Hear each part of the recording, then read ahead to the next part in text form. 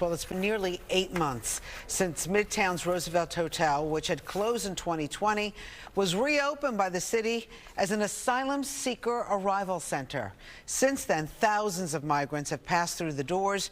Recently, I got a chance to go inside the facility, a very rare chance.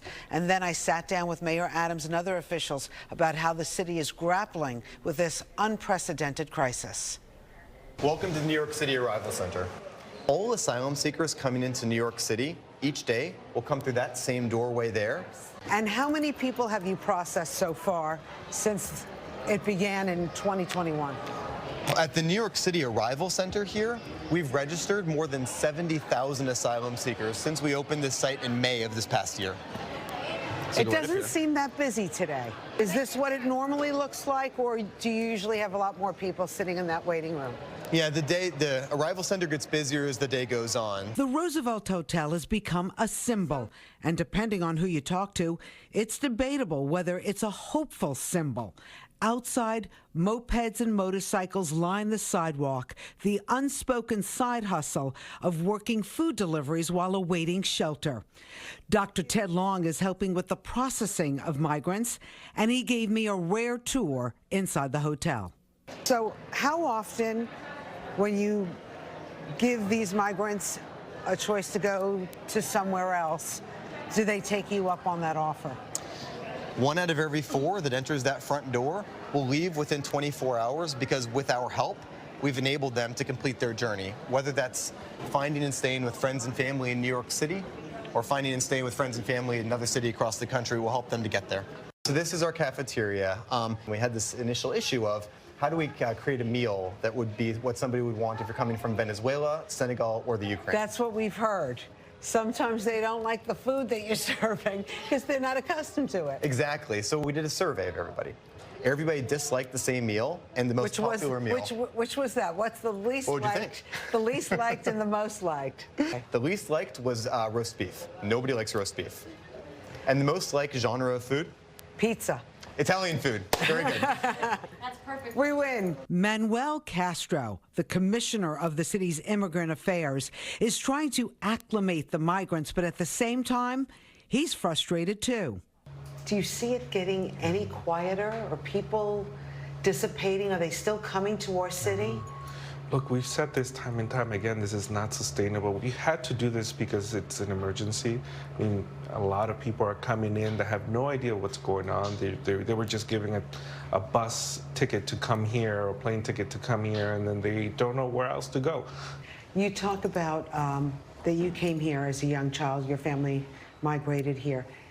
What was the difference from your family's migration to how these families are being treated right now? When I came here with my family, we didn't get much support. You got probably nothing. We got nothing. We came here to stay with an aunt that was already living in New York, and we struggled through those many years at the beginning to find work, find housing, etc. I mean, it's hard to settle here as an immigrant, but once you get over those initial challenges, it's beautiful. It's great to be in the city, and this is why so many people keep coming. And poll after poll finds New Yorkers angry at the federal government and their lack of help in fixing this crisis. Mayor Adams has gone to D.C. more than 10 times, pleading for help with what could be a $12 billion cost over the next 3 years.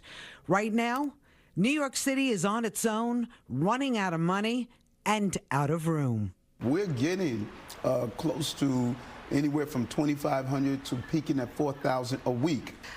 What happens when there's no more room? I mean, we're almost at capacity now, right? No, we're there. We're there. We're not just saying we're out of room as a soundbite.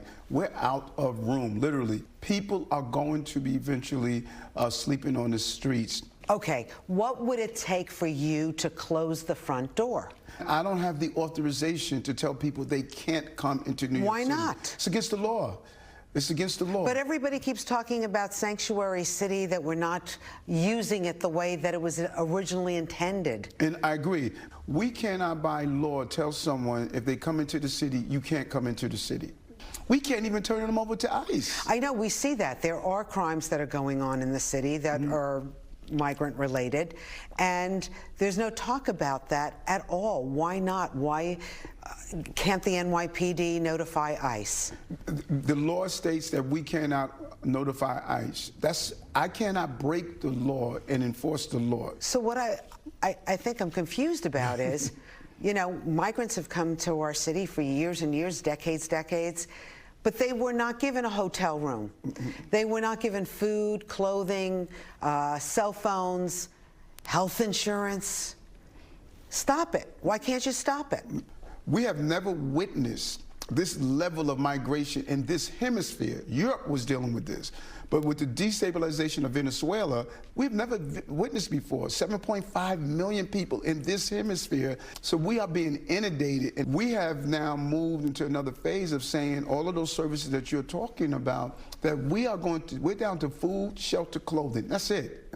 Because this is a national problem. It's unfair for local municipalities and cities to handle this problem. But the president says the border is secure. Is it? Well, I don't know the definition of what they're using as secure. You know, they would you say it was secure? I think too many people are coming through various pathways and cavities in our border, and we have to be extremely careful because not everyone that's coming is pursuing the American dream. Yeah, we've been hearing that. Yeah. So this is a larger investigation on immigration that I'm working on for Fox Nation. It will be on Fox Nation in the next few weeks. What did you think when you walked into the Roosevelt Hotel? 'Cause, I mean, we've asked so many reporters, like, right. Hey, can we get inside? Right. It was very organized once you got inside. And, really? you know, we were talking about it, how, like, when, you know, you have guests over, you clean up your house before the guests arrive. I didn't know whether they cleaned up the house it looks nice. before we got there or whether, like, we hit a slow period when we walked inside. But it was very organized, and let's face it, a lot of people keep coming there from every which way now. And then you see the mayor trying to implement some rules on when the buses can come in and out, but they figured out a way around it. It's very frustrating, and it's something that we will be looking into more and more.